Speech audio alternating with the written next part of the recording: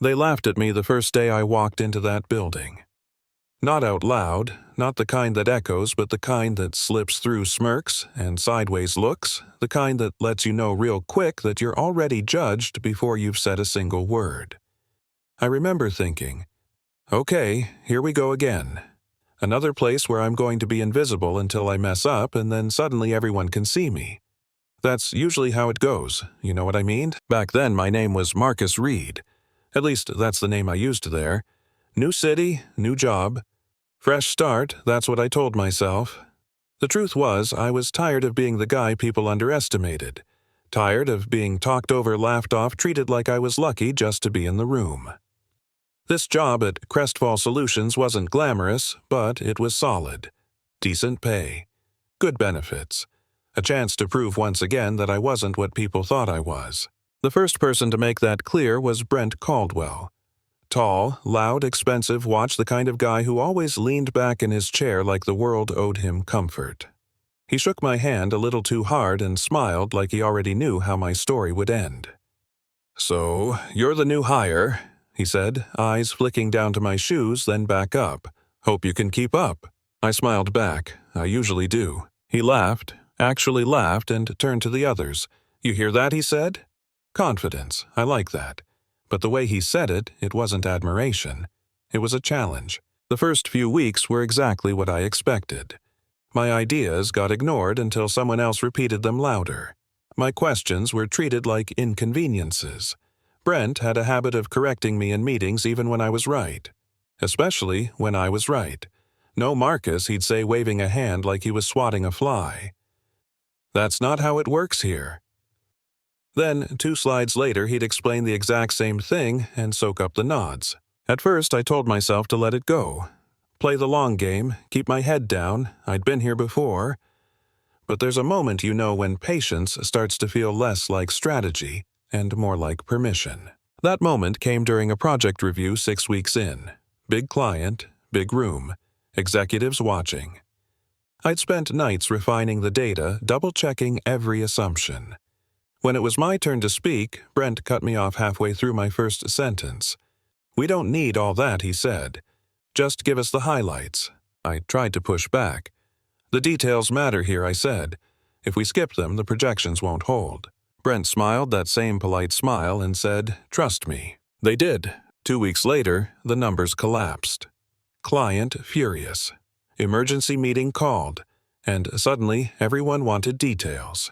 Brent stood there sweating through his shirt, flipping through slides like they might save him. That's when the room turned to me.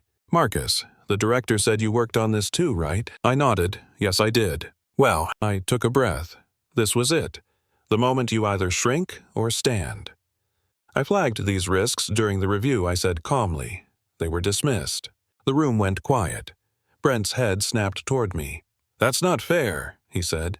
"You never said it was this serious." I looked him straight in the eye.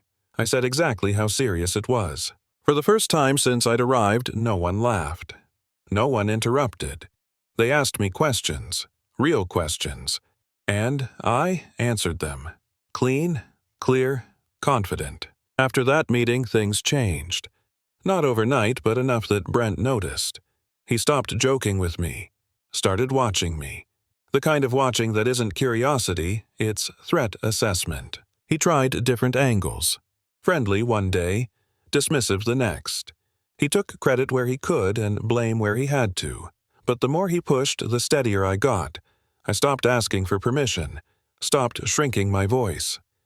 I spoke when I had something to say, and I said it like it mattered. The real showdown came a few months later.